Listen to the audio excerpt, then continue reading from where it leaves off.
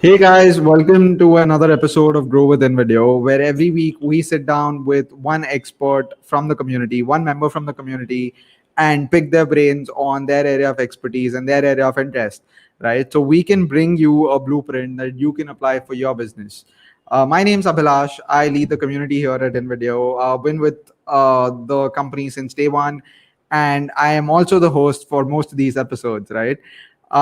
Today we actually have a very special lineup because we're going to talk about something that's super close to our hearts at InVideo. It's something that we've noticed over the last few months as a trend. People have been losing their jobs ever since the outbreak of the pandemic.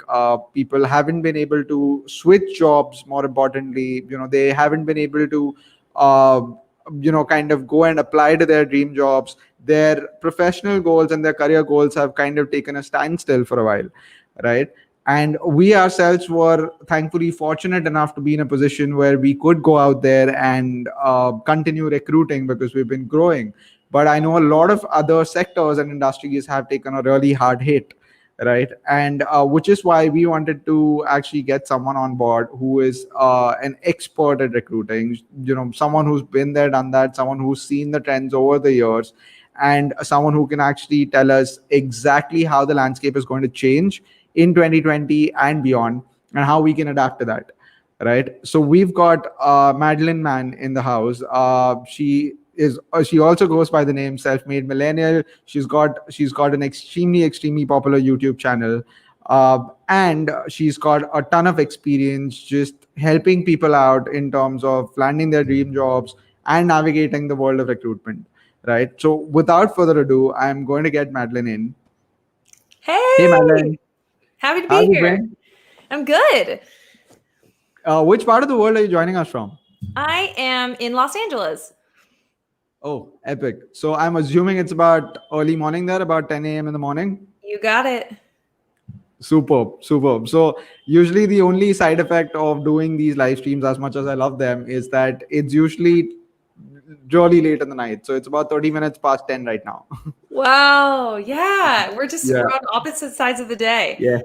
Yes, but so happy that we could actually have you on board. So thankful to you for making the time out for this. I know the community is going to be extremely appreciative of this. We've got some amazing response to the emails that we had sent out. So I know a lot of people would want to catch this live stream after it's completed. But just at the top of my head, right? The very fundamental question that I wanted to start with was how have you seen the pandemic affect the hiring landscape? And do you think, obviously it's taken a hit on people, and obviously there are adverse effects, but what do you think are the three or four major changes that have come across in the recruitment landscape? So, the major changes are, first of all, companies froze a bit, right? I think we all saw that when the pandemic hit in all different countries, there was a bit of uncertainty from companies. Yep. And the reaction from job seekers was to pull back, to pull away, to wait for them to figure things out.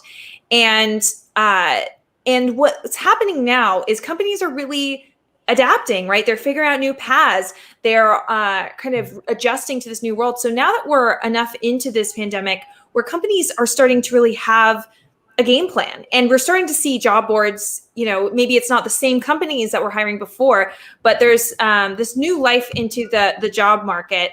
And Mhm. what we're also seeing is a lot of I would say you could call it reskilling, but I think it's also kind of transferable skills. So moving your skills that are just kind of a slight pivot to something else. That has been extremely successful. And companies also just like really being kind of open-minded to different skill paths as well. And also just, I mean, I think we've all experienced this, is that online applications are hotter than ever. Like, people are sending in Yeah. so many online applications. Yeah. So knowing what people are doing, that can help us to figure out some ways that we can stand out. Got it. Got it. So if I understand this correctly, one change that I am super happy about, and as you pointed out, is that while recruitment has slowed down and companies have kind of taken a back seat, there are two changes that kind of make up for that, which is that they're actually open to recruiting people that don't immediately fit the role that they probably have prescribed, like people who don't have the traditional textbook skill set, but because by the virtue of what they've done in the past, they could still be like, companies could be open to still getting them on board to fill in important positions.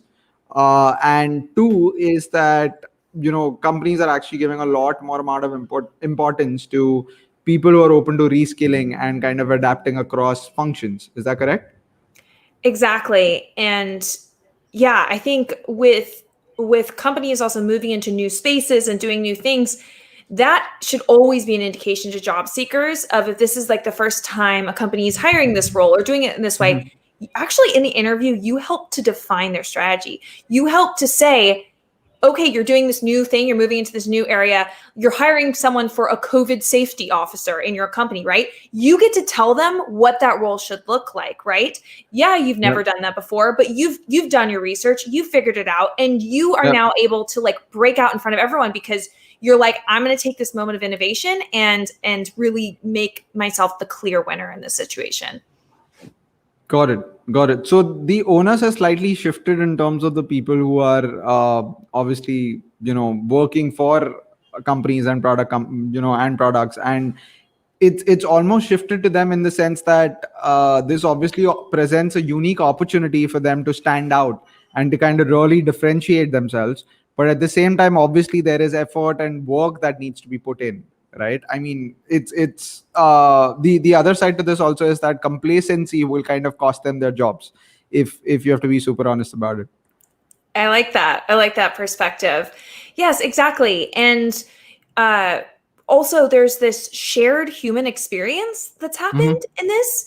And so, saying you're laid off is a completely normal thing. Yeah. Everyone and their mother has been laid off at this point. So, you should never have any like shame or embarrassment about that. Like, people are so much more like, if you're taking a gap during this time, it's so much more understood. So, I think I talked to a lot of recent grads who are graduating this year. I say, you are so fortunate in that everyone feels bad for you, right? Like, in that you're Yeah. graduating into a tough time. So anyone who asks for advice is going to be so much happier to give it to you, because they're gonna be like, I get it. Like, I get what you're going through. So there is this also mutual understanding where if you use that as a basis of really building meaningful relationships, it makes it a Got lot it. easier. Got it. Got it. Which is actually what I was going to get to next, right? Which is that, okay, these are the changes, and I am going to address the salary bit in a second, because I think a couple of people have already asked us that. But before I even come to remuneration, I wanted to understand what is the silver lining to this gray cloud. What, according to you, is the obvious benefit, which people would realize in hindsight, but they are basically too much in the middle of it for them to see this clearly. One of them you've obviously highlighted is the fact that, hey, everyone's kind of empathetic to the situation that is right now. So people who are basically starting out, or people who are at entry level jobs, can easily reach out to some senior professionals and industry veterans and ask them for inputs. And by the virtue of the situation that we are put in, they're a lot more open to giving them advice, because their peers are also doing this, right? But could you tell us any other seeming benefits that you see that people can actually leverage during this time? Yeah. So what's really interesting is that uh, what you should think about when you're in the job search is, if it's comfortable, then it's crowded. So if you're comfortable sending out the same resume, maybe applying to 20 places a day, whatnot, it's crowded. Like, you're basically competing against the highest number of people. If you're thinking about, what is my value? How can I build relationships? How can I be like one of the 5% of people who is doing something besides applying online, or doing something besides simply sending a resume in, or going a little bit above and beyond, then you're not actually competing with 300 other people. You're competing with, 15 other people, if we're just talking about Mhm. 5%, right? So suddenly it's not really, you just need to think about it that way, is don't compete against 300 people, compete against 14 others. And that's what happens when you start meeting people at the company, really putting yourself out there, thinking about ways that you can show your value instead of simply tell it through an application. Because resume databases don't get people jobs. People get people jobs. And so really finding those ways to stand out is the game changer. Got it.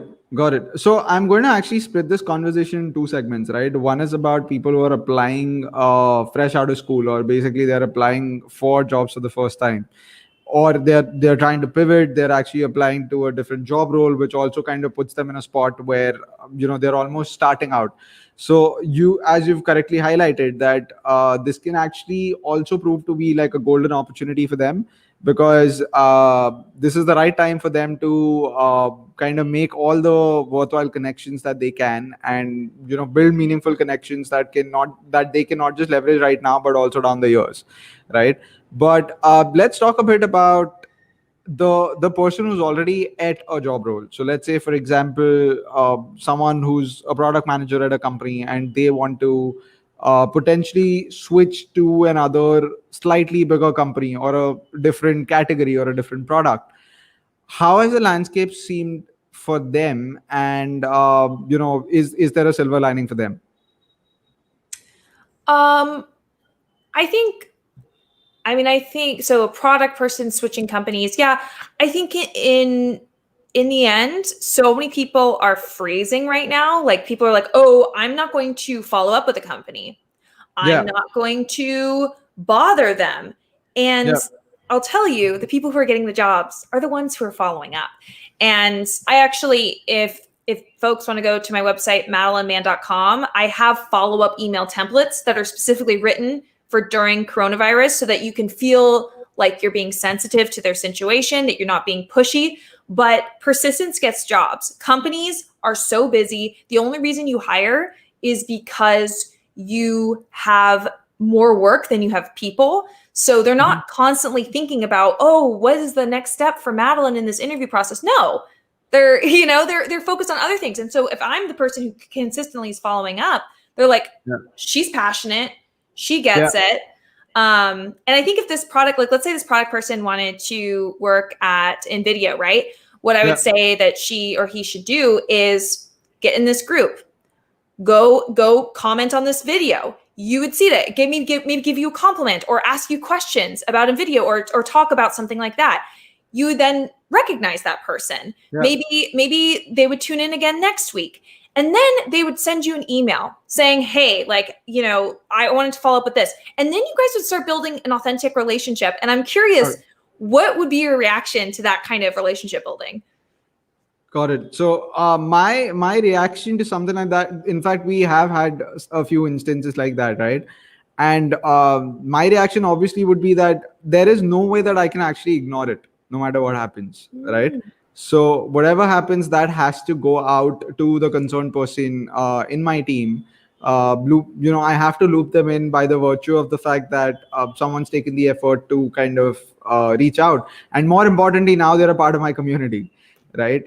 So I kind of have that onus of doing that irrespective of whatever happens. And I'm sure, so our CEO actually spends a lot of time on the group as well, right? So and people tag him left, right, center. So that's the kind of access that you get when you're a part of these private communities.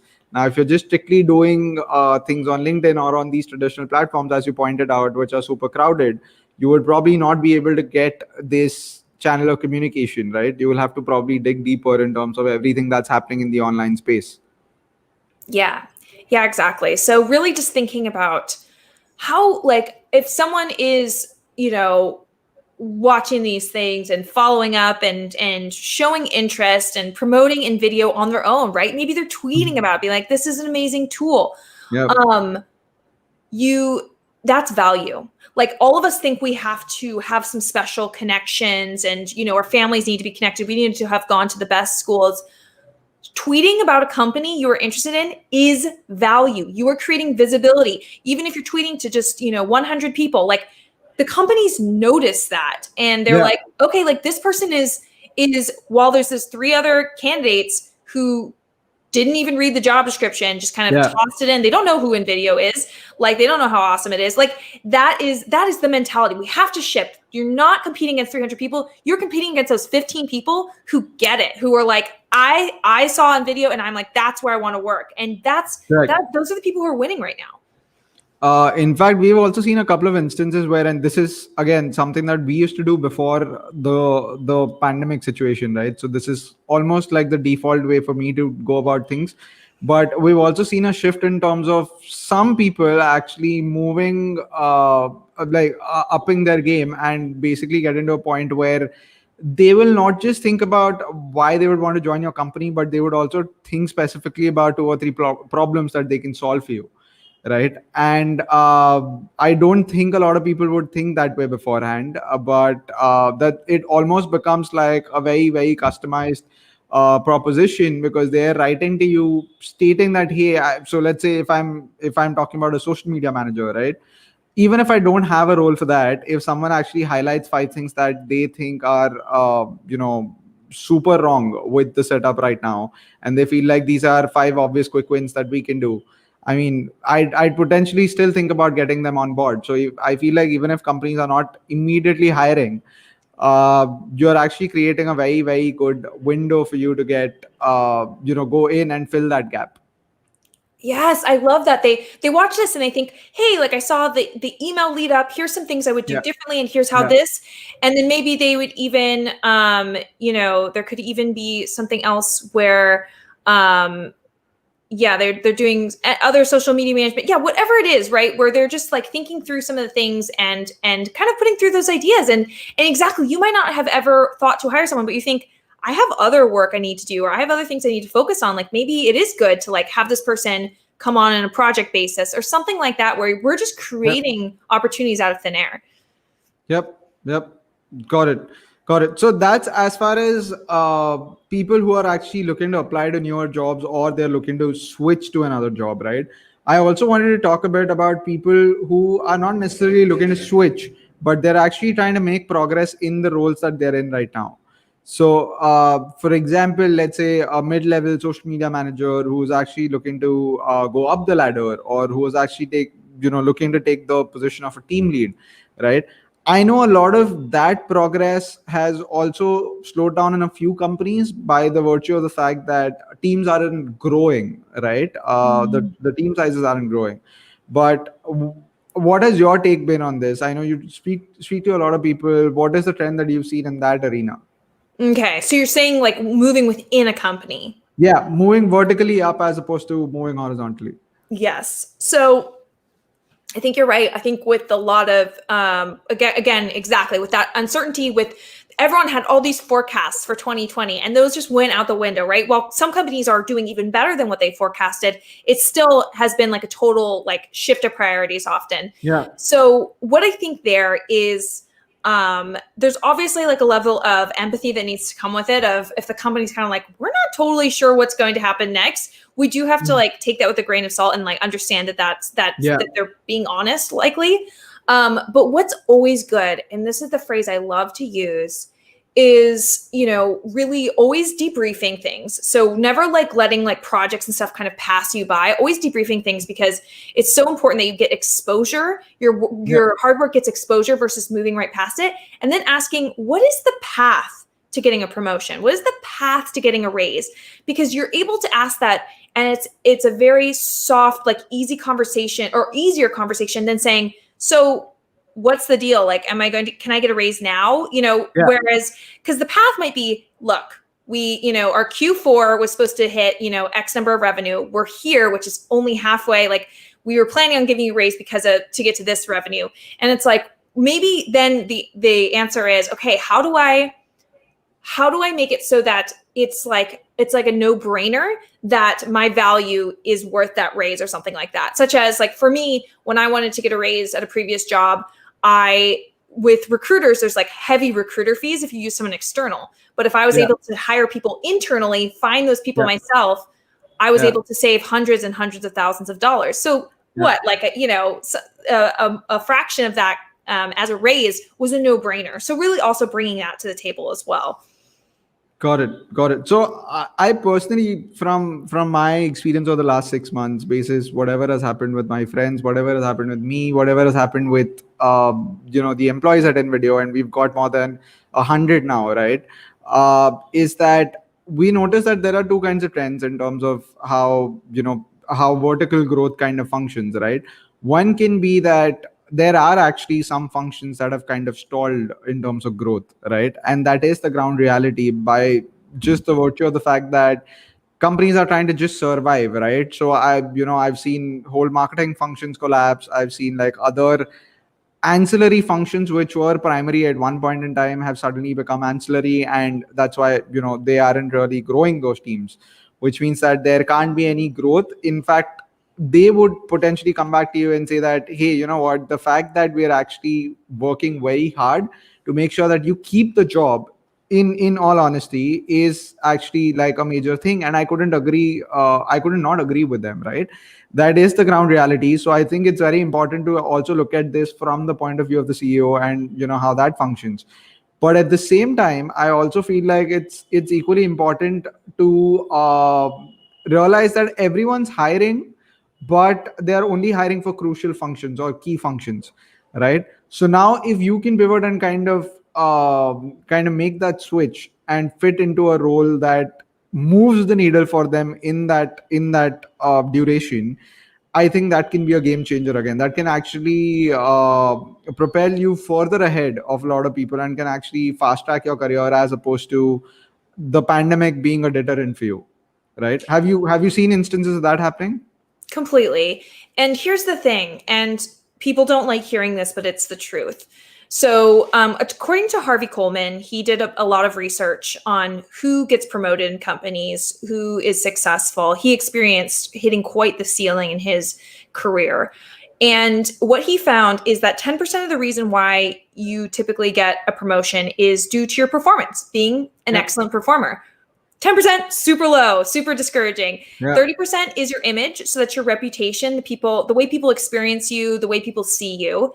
And then 60% is the exposure. So people understanding the value of your work and how it contributes to the greater goals of the business. So what I can say is, even if you are staying late, working hard, make sure your work gets that exposure, right? Make sure that you are interfacing with a lot of people, different people in the company. You're getting input. You're kind of also giving them, they're telling them about the work you're doing. You're debriefing projects. Like, make sure that even though you might be doing some of the best work in the company, make sure you're getting that exposure.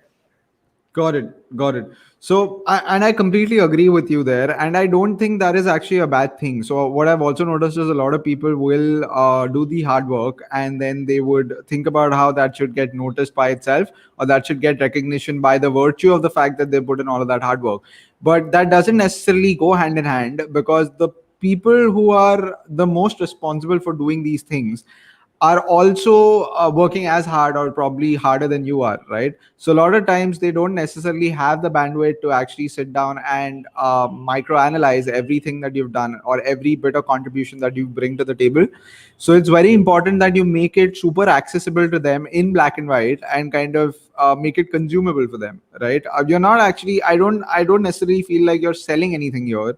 You're actually just kind of showcasing everything that you've done in a format that is super digestible, right? And we've done that here at InVideo, in fact. And again, right, I feel like because it's something that you need and it's something that you are looking to get out of the other person, the onus of driving that actually falls on you more than them, right? Yeah. So yeah, I mean, I couldn't agree more to the fact that, I mean, that's actually a great insight, that people should actually also make sure that whatever hard work they put in or whatever results they are actually getting for the company also get highlighted in the right light and in the right conversation, so that people are cognizant of them.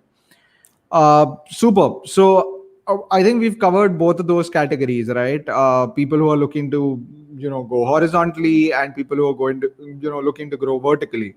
Now, I just quickly wanted to touch base on remuneration before we move on to like the top industries and roles, etc. Right? What are the kind of changes that you've seen? Obviously, like the one de facto thing that I've already told you is that a lot of people are not getting growth in terms of remuneration, because companies now are coming back to them saying that, hey, we are not actually deducting or letting you go in your current job roles. We are going to make sure that you keep making the same amount of money, but giving you a raise at this point in time under the unpredictable situation can be a difficult proposition, right? Have you seen this trend across the board, or it's very subjective? Have I seen this kind of this ceiling on a lot of people are not necessarily getting those promotions that they were a little bit promised, you mean? Yeah. Yeah, I would say, because a lot of companies are in survival mode. I mean, I heard from so many people that they got salary cuts. Yeah. So lots of salary cuts. Some of them have returned to normal. Some of them are still facing that. So it's really all across the board. What I think the bottom line is, you need to understand your company's business model. And you need to understand what are the levers that make a successful business. And that will give an indication of the business health and whether or not. But I mean, like I said, always have these conversations. You still have to have these conversations of like, what is the business health?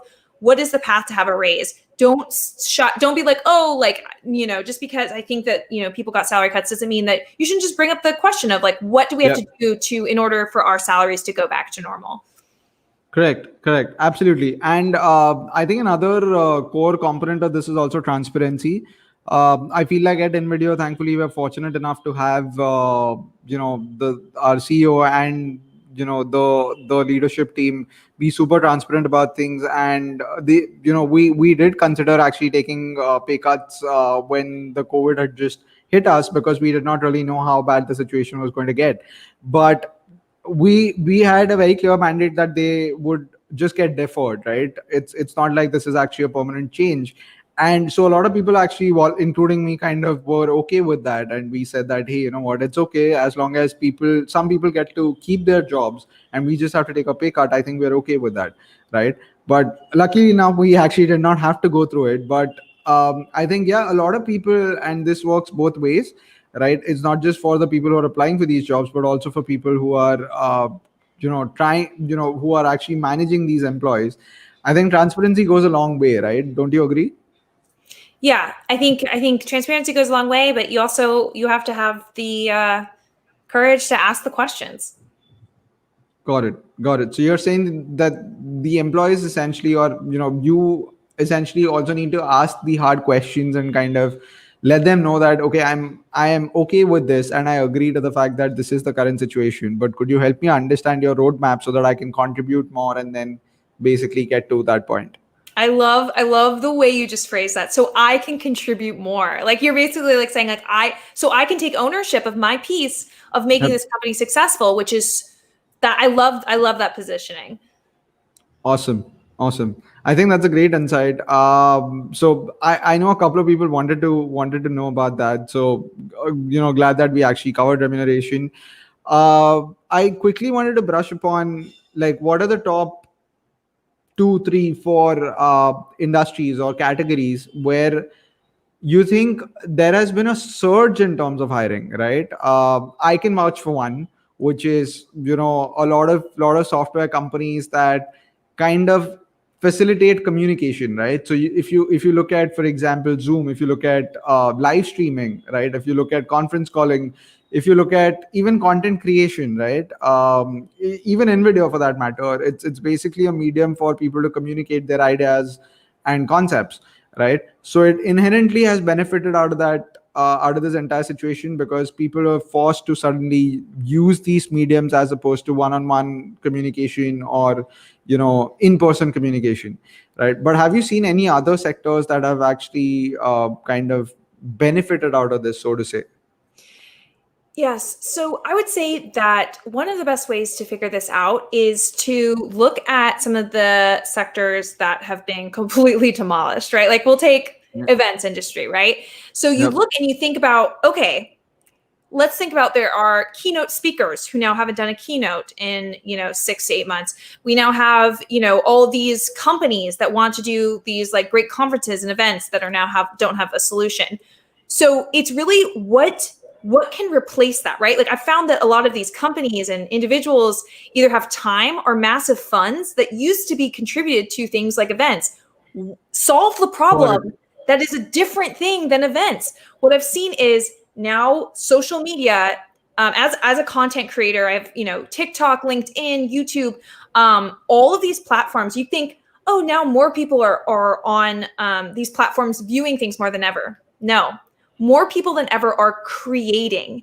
And so maybe, as you're saying before, social media manager, maybe you're approaching these keynote speakers saying, I can create a speaker series on YouTube that we can monetize. And that person's like, oh my God, that's the solution. I've been sitting here. They're frozen. So many people are frozen right now. So really thinking about, you need to like put yourself out there, right? Like you need to, if you're an MC, now maybe you MC webinars, whatever it is, right? So really thinking about what are ways that you can kind of repackage your skills and be the solution to everyone else's problems. Got it.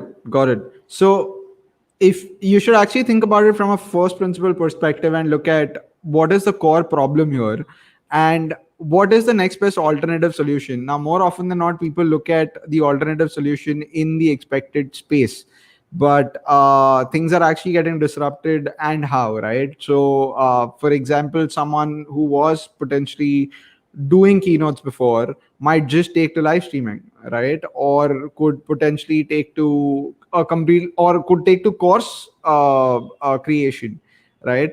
So I know platforms like Kajabi and those platforms where course creation essentially happened and people were creating courses have skyrocketed. Udemy has skyrocketed, not just in terms of people wanting to upskill, but also in terms of the number of people who are trying to shift their knowledge base to the platform because they've realized that, hey, you know what, if this happens again, I want to create like an ongoing passive stream of income.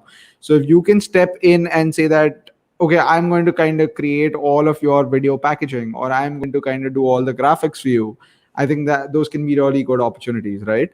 Exactly. Yeah. And I have a private coaching program called Executive Career Accelerator. And one of my students, he came to me and he had built his entire career in the events industry and had been working his way up. And he was like, I want my next move to not be a step down or a step backwards or a step sideways. Like, I want my next move to still be up, up, and up. But like, there's no way I'm getting a job in the events industry. And basically what we did is, so much of the work he did in events was pretty genius marketing. And so what we were able to do is rebrand his work, really speak to make his resume a sales page, not a Wikipedia page, not like a Wikipedia page of everything he's ever done, but more of like a sales page of like everything that makes him a brilliant marketer. And we were able to land him a CMO role at an e-commerce company that sells razors. So that is completely different than an innovative events like EDM company. But I think that people limit themselves. I call it finding the glory in your story, where you need to really making sure that you are telling your story in the right way. And he didn't have to reskill. He didn't have to go back to school. He's now working, at this highest level he's ever worked in his career because he was really able to find that glory in his story. Got it. That's when it comes to industries and categories, right? What about job roles and use cases? So what I mean there is, the one observation that I've had is that people who were slightly more open or slightly more ambivalent is how I would like to call them, right? People who who were more of problem solvers rather than just specifically focusing on one core area of expertise, or probably just focusing on wrapping up one task at hand, actually benefited out of this situation because they could move across segments very easily. And so in one sense of the word, generalists kind of fared better because they weren't stuck in a dead rut wherein they've invested years of time and money and effort in terms of just kind of becoming the go-to person in one niche, and they just couldn't pivot and start doing something else, right? They could actually move across borders and they could actually translate their skills to a completely different segment and still bring value to the business, right? But is there any other trend that you've seen in terms of job roles, and what are the kind of roles that have actually flourished and will continue to flourish in the times to come? I think that's interesting what you say about generalists. I think if you are a company where you were going to hire 20 people and now you're only going to hire 6, you probably are going to hire a few more generalists of like, hey, we were going to hire like, 3 different people to do these 3 different niches, but can you do all 3? So I definitely see that. I think what I liked that you said is I think really defining it between generalist and jack of all trades. Like typically people who are like jack of all trades, it's like, hello company, I can do marketing, product, customer support, business development. And you're like, are you good at any of those? Because how can you be good at all of them? But if you say, I can do marketing, I can do digital marketing, I can do SEO, I can do, mail campaigns, I can do, and you're like, oh, wow, okay, this person is a true generalist. Like we could hire them and they could like totally rock it in all these different like strategies. So I think what you're saying is definitely spot on, but sometimes people take it too much in the one direction of like, I'm going to just, splatter everything on the wall and see what sticks, which ultimately makes you seem like you aren't necessarily, you're not sure what your next step is and you seem scattered. I would say what else? I think really, it's completely depends on like what kind of work you're doing and what industry you're going into. I think really understanding, doing your research on each company, understanding their problems. I have this method called show, don't tell, where I help job seekers to, especially if they're career changers, especially if they have like that one thing that like people just can't get over, they're kind of like their but statement of like, but you haven't worked in this industry, so we're not going to do that. You need to show them. You need to change their the conversation from, but you don't have this work in this industry, but change it to, let me show you these work samples. Let me show you how I've thought through your business. Let me show you how I've already like let me show you, instead of you just coming up with excuses as to why I wouldn't fit. Got it. And just to go back to what you said about a generalist, right? So I actually wanted to add to clearing that misconception that a lot of people feel that being a generalist means that you would basically be moderately good at everything, but that's actually not the case. What that simply means is that you can actually start from ground zero and solve a problem end to end and then potentially move on to another one. So it's actually more difficult in that sense because you get a new set of problems every single time, and that is something that you enjoy, right? But at the end of the day, you can still put down on paper the 3 or 4 core skills that you have. So for example, it can be branded communication, or it can be digital marketing, right? Or it can be customer success, right? So you can still jot those down, and then you can basically say that within the spectrum of this, I can actually solve multiple problems for you. So whatever is the need of the hour is something that I can pick up, and then we can basically keep prioritizing and then keep knocking them down. I can say that out of my own personal experience because that's all that I've been doing for the last 3 years or so at NVIDIA, right? But I'm assuming that's essentially where you're coming from, right? Well, how big was the company when you first joined? When at that point in time, we were about 3 people. Okay. Yeah. So Today I it's do want to make about that 100. distinction of this whole jack of all trades being good at everything. If it's a small company, heck yes. Like you need to emphasize that because they're all hands on deck. As the company gets bigger and bigger, you should have a direction. You should have like something, here's the specific value I add. So I think really just noticing the size of the company and really morphing and making sure that you are speaking to those needs. Got it. No, and I completely agree to you on that because I feel like that's another aspect that people kind of overlook, which is you look at the market size, you look at how big the company is, you look at their core proposition, but what you don't actually pay attention to is the stage that they're at, right? Are they are they at the size of a family, which is less than about 50 employees? Are they in the size of a tribe, which is about 50 to 100 employees? Are they in the size of a city or a nation? Because at each of those points, the hierarchical structure and how their expectations end up being like shift drastically, right? And I think the number of specialists also keep going up as you basically keep adding more and more people, because now they can afford to put 5 people on paid campaigns, right? Yeah, absolutely. Yep. Okay. So we've covered industries, we've also covered roles. What I wanted to also establish is what I've seen over the last 3 months, 4 months, 5 months is the the most number of people who were basically getting recruited, and people who were getting promoted, people who actually ended up getting better job roles amidst this entire lockdown situation, and who benefited out of this, were people who had actually positioned themselves as uh, micro experts of sorts in whatever it is that they did, right? In the online and the offline world, more so in the online world. I mean, they were the clear winners, right? Because companies suddenly had fires to douse, and they had very specific problems that they wanted to solve, and they were short on time. So the easiest bet and the most trustworthy bet for them was people who kind of had already established themselves as micro experts in some things. Have you seen that trend as well at your end? How does that pan out?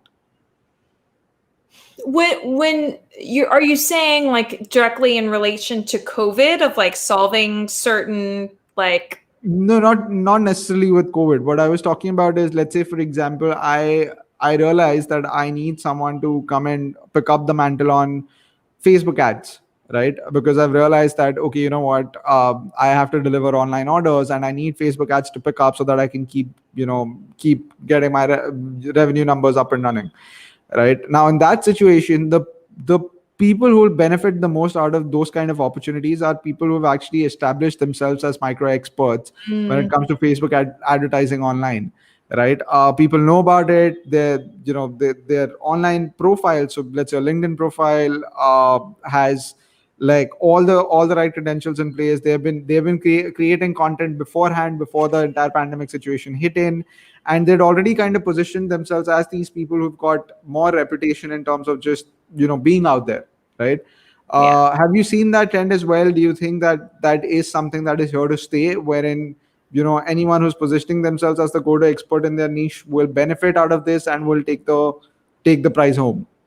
Oh yes. So I think, I've like all of the previous, or not all of them, but most of the previous job offers I've gotten is because I position myself a certain way on LinkedIn.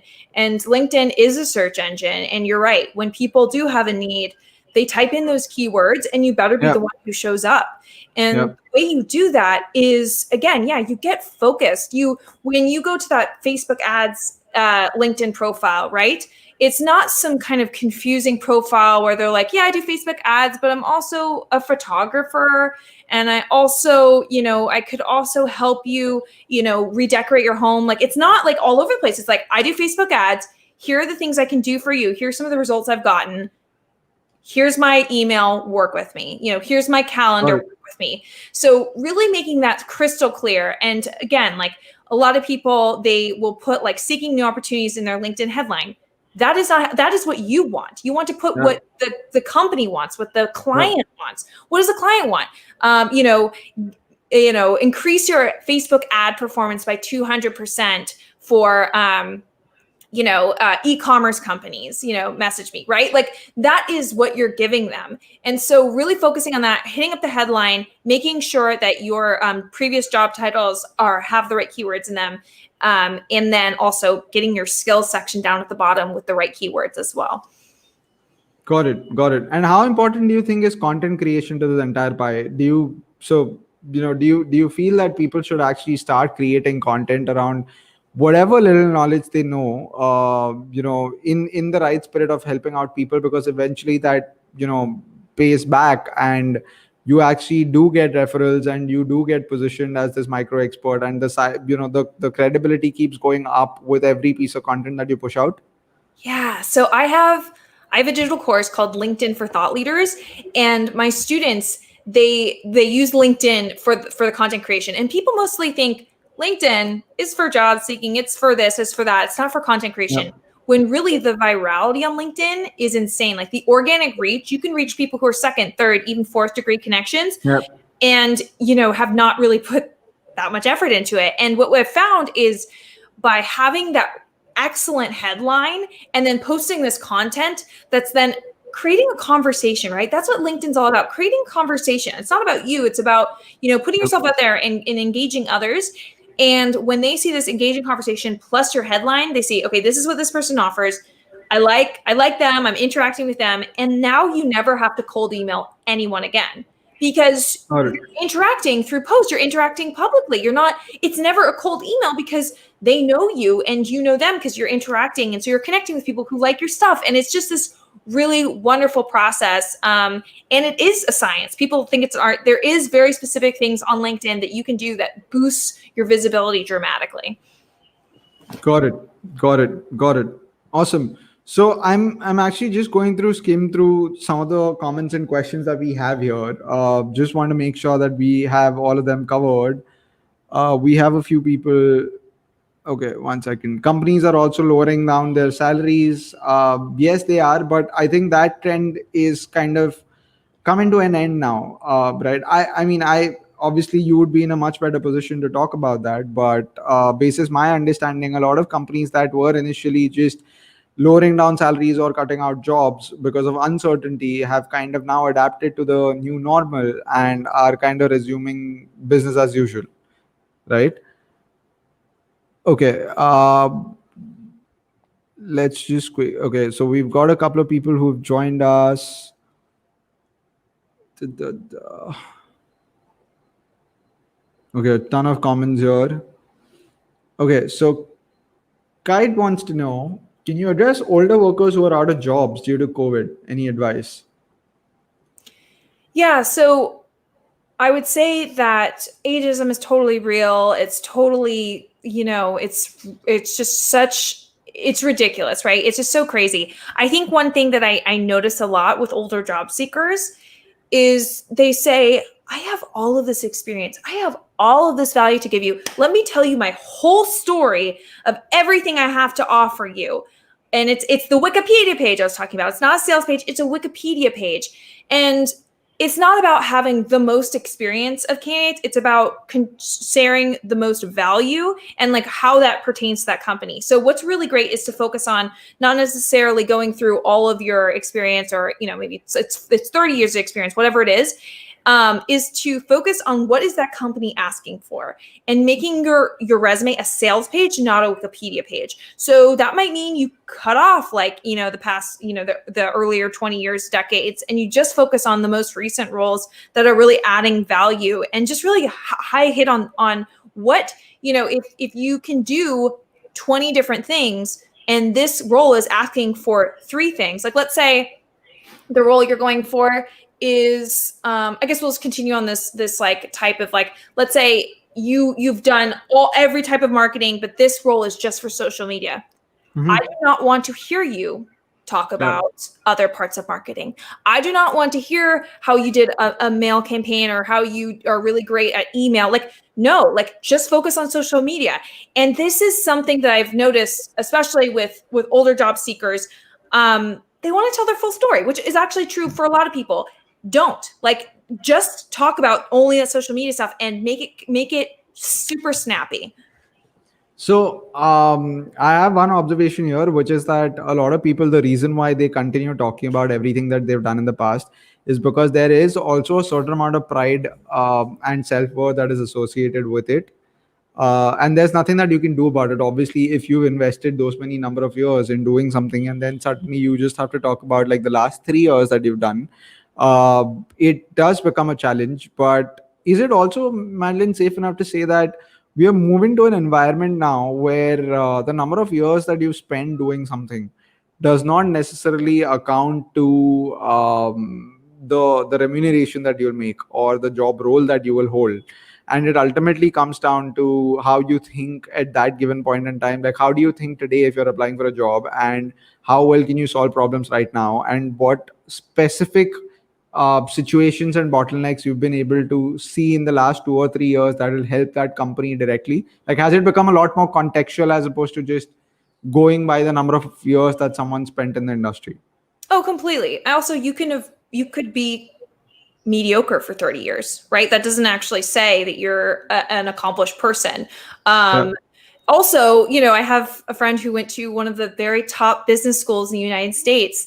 And he's like, my marketing class was taught by someone who hit it big in marketing in 1995. How much has marketing changed since 1995? And he was like, this class is a waste of time because while some principles are the same, this is not someone who is successful in today's world. And so, yes, you could have been successful in 1995, but you also have to especially show that you're successful today. And so really leaning on like, I have all this history is great, but it's also like, how have you grown? How have you grown every day? Because the world is just moving so fast. Got it. Got it. So I think Clive here also had a very similar question wherein she's talking about advice for older people. And, he's basically saying that he's got a lot of experience and, and he has a lot of expertise to offer, and companies are basically happy to talk to him and take him through their hiring process, but age is a limiting factor. Now, I do understand where he's coming from, because with a few companies and with a few job roles, they would potentially have this cognitive bias towards, just or confirmational bias towards, some people who are slightly older. Because, so for example, sales jobs are typically like that, right? Wherein they would ideally want younger people because you basically expect them to do so much more, and it's more taxing, it demands more and things like that, right? But how would you recommend someone navigate around that, Madeline? Yeah, so one of my students in my program, gosh, man, she has probably at least 30 years of experience, and she really faced this as well. And she knows that the people who she's interviewing against are people with 10, 20 less years experience than her, and they're thinking, should we go with the person who's less expensive? What do we actually get with this extra experience? Like, is it helpful? And so what I did with her was really build what I was talking about earlier, is this show don't tell. So she really was kind of they were thinking of like, oh, we're going to hire a PR firm. And like, so do we need like someone to handle communications, or can we just hire a PR firm? And so in her interview, she really stated about how here's the things that go wrong when you hire PR firms. It's like, you need to be very clear about the messaging you're giving them, because that then helps that, like she basically walked them through why you need someone internally to have the expertise. And basically she showed that she had already fallen in all these pitfalls that these younger, less experienced candidates haven't experienced. And so you need to really, and she also brought like this presentation to the interview, like basically you need to put it in their perspective. Don't just talk about what you've done in previous companies. Think about what are their problems, talk about solutions for them. So then they see, wow, this is so tangible as to why this person's experience is so much more valuable than us maybe going a little cheaper and getting someone, that has less experience. Got it. I think those are all the questions, Madeline. So before we end the live stream, this is something that I've been wanting to do for the last couple of episodes as well. What is the number one tip that you will basically leave people with today in terms of just navigating the landscape from here on and when they're applying for jobs, right? I'll probably start with mine so that you have a bit of context in terms of what are the kind of tips that I'm looking at. So the number one tip that I had was that as I've highlighted before, you actually are coming to a point now where every single day that you actually walk in to work could potentially be your last, just by the virtue of how drastically things are changing, right? And how rapidly the landscape is evolving, and how rapidly you need to upskill, right? So if you actually go with that mindset, not from a negative connotation, but just from the point of view of not being complacent at all, then I think you will never actually get to a point where you will be the one who will have to bear the brunt, right? Or you will actually be the one that will be how do I say this, who can actually be eliminated at any given point in time, because you're a must-have asset for them, right? But the moment you actually drop your guns and you kind of sit back and say that, hey, I've earned this and this is going to stay like this for the next 2 months, 3 months, 6 months, 1 year, that's really where other people are actually going to creep in, or smarter people are going to creep in, or people from your competitors are going to creep in, and they are potentially going to try and substitute you, right? That's just been my observation, and I think that's fared really well for me personally, as well as for people who've been here at NVIDIA, just by the virtue of how on point and how sharp they end up being with that realization, right? Do you have a tip like that for everyone who's basically watching this live stream? Yeah. To build off of that, I would say the slow way is the fast way. People think, oh, just blast out your resume to as many people as possible. That's the slowest possible way you can get a job. Yeah. The fast way is personal branding. Like that's the way you recession proof your career. Is you're building relationships, you're building your LinkedIn profile, you're posting on LinkedIn, you're building, you're building this emotion around who you are and recognize you are taking time to be more thoughtful about certain opportunities than just spending very little time on many opportunities. So really just thinking about, okay, how can I make sure that I am slowing down, being strategic. And follow me on YouTube, go to my website, madelinemann.com. Like, I'll help you out. Yeah. So basically, the crux here is that be more intentional with everything that you're doing. So it can be an email, it can basically be a job application, it can be the content that you're putting out on LinkedIn. This is kind of like a wake up call wherein you have to start doing things with a little more intention now. And they don't just they won't just they won't just actually just fall into your lap just like that, right? Serendipity will not just happen anymore. I think it's about you constantly upskilling and kind of going out there and pursuing these things and making them happen. Absolutely. Epic. So, Madeline, I thoroughly love that. I think, one of the reasons why I wanted to get you on board was because these are things that we kind of keep talking about, but it was so good to actually bounce these ideas off someone who's, been there, done that, who's basically seen multiple cycles like this, and who's helped probably thousands of people across the globe, right? How many subscribers do you have now on your YouTube channel? I know it's a super massive channel now, but I think it's around the range of 40,000 followers. Yeah, I'm about at 50,000, and then across platforms I'm at about 450,000. So, yeah. Epic. I'm just going to put in your website here. That's your website, right? Yep, you got it. Perfect. So that's where you have a lot of training material. I highly implore anyone who's watching this to go check out Madeline's YouTube channel. It goes by the name Self Made Millenial. It's an extremely insightful resource for you to kind of just understand whatever area of your job search, or whatever area of your job switching or job opportunities that you basically want to learn about.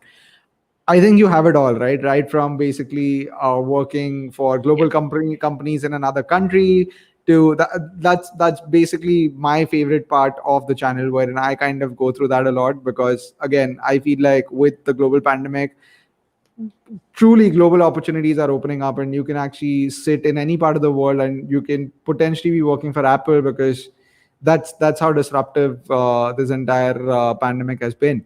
But that it's a super insightful resource center. You guys should definitely check that out. And Madeline's now a part of the InVideo community, so if you have any questions, you can always tag her, and I'm sure she'll be sweet enough to help us out. Sounds good. Thank you so much for having me. Superb. Thanks a lot, Madeline. Thanks a lot for making this. Just stick around for a minute while I say goodbye to everyone here, and then I join you backstage. Yeah. Sounds good. Okay, perfect. So, guys, thanks a lot for joining in and for sticking around for an hour. I hope this was super useful. Please feel free to tag me or Madeline in your comments. We'd love to answer your questions. We'll make sure that every single question is catered to.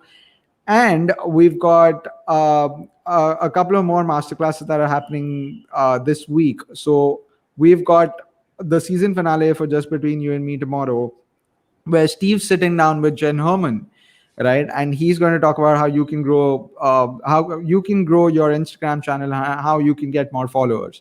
Now, if that's something that is that sounds super useful and super exciting, that's because it is. We're getting the foremost expert when it comes to Instagram marketing on our show, and that's going to be super insightful. So it's the same time, 10 a.m. PST tomorrow. If you guys are keen on watching that, please do join us live.